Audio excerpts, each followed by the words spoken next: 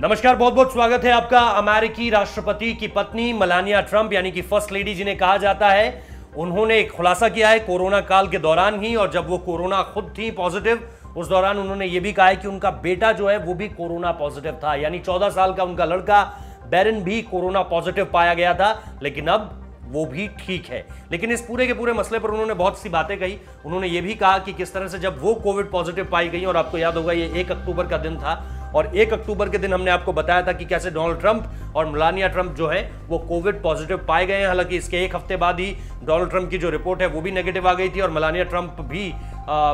इस दौरान किसी तरह का कोई संक्रमण या संक्रमण के बाद जिस तरह के लक्षण होते हैं वो उनमें नहीं देखे गए थे। और इसके बाद निश्चित तौर पर यह भी बातें सामने निकल कर आई कि 9 दिन बाद जो है वो डोनाल्ड ट्रंप जो है एक रैली को भी संबोधित करेंगे, और रैली को संबोधित होने के बाद उसके बाद हालांकि उन्होंने ये जरूर कहा कि जो वर्चुअल अब दोनों के बीच जो प्रेसिडेंशियल डिबेट होनी है, जो टीवी डिबेट होती है, वो हालांकि उसको कैंसिल करने की बात कही गई थी, जो बाइडेन के अगेंस्ट उन्हें लड़नी थी, जिसमें जो बाइडेन जो है जो पहली टीवी डिबेट हुई थी उसमें लीड करते हुए नजर आए थे।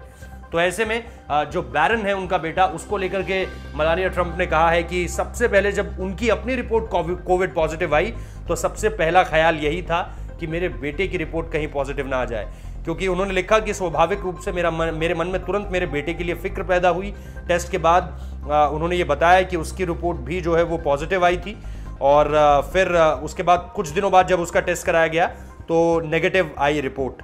हालांकि उन्होंने ये भी कहा कि आने वाले दिनों के बारे में वो सोच रही थी, और सोशल मीडिया पर भावुक पत्र लिखते हुए उन्होंने ये कहा कि मेरा डर तब सच साबित हो गया जब उसका फिर से टेस्ट किया गया और वो पॉजिटिव निकला। तो पहले रिपोर्ट नेगेटिव आई, उसके बाद पॉजिटिव आई, और फिर आखिरकार